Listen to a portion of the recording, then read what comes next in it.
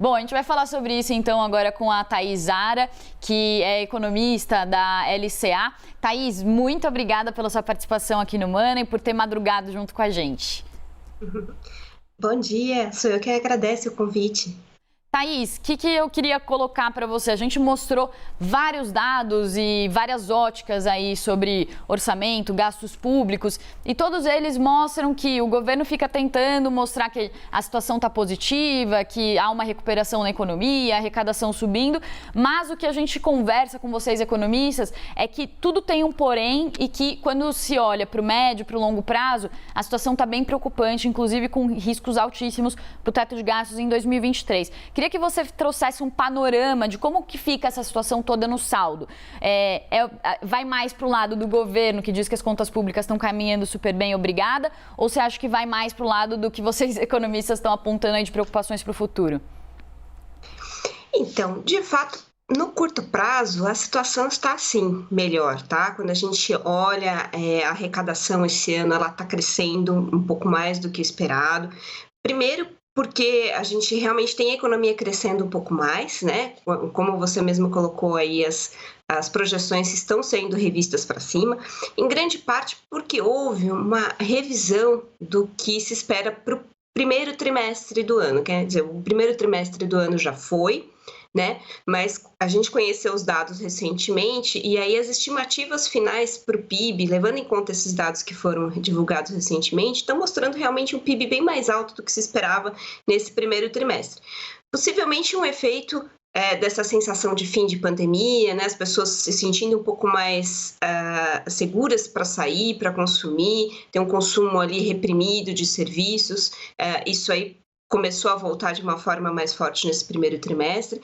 Quando a gente olha para o segundo trimestre do ano, em termos de atividade econômica, o que a gente vê é uma atividade ainda relativamente boa, porque a gente tem todos os incentivos, né? Tem a liberação do FGTS, tem a questão da antecipação do 13º dos aposentados. Você tem uma série de incentivos que devem fazer com que realmente esse primeiro semestre seja melhor e com isso a gente vê as revisões das projeções para cima.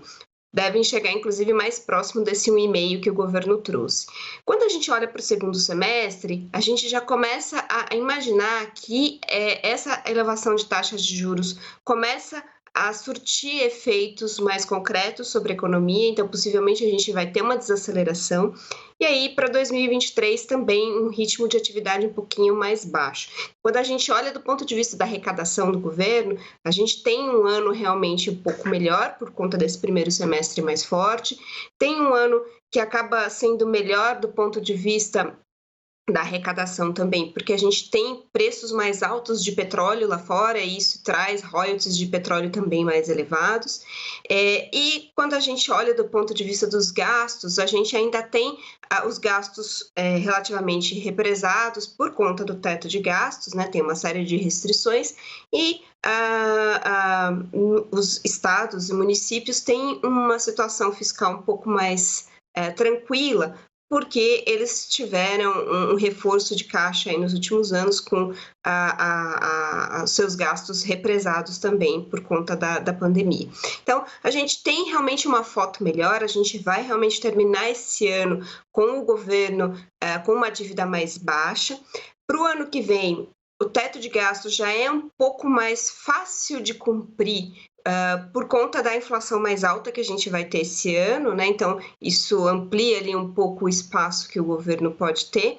Mas o que preocupa mais não é propriamente o próximo ano, né? O que preocupa mais é você ter uma perspectiva de estabilidade dessa dívida para os anos seguintes, né? Quer dizer, você está contando com fatores temporários para melhorar esse endividamento nesse ano, né? Então, como eu disse, um crescimento que surpreendeu um pouco no primeiro semestre, a royalties de petróleo, as contas dos estados que estão temporariamente numa forma melhor.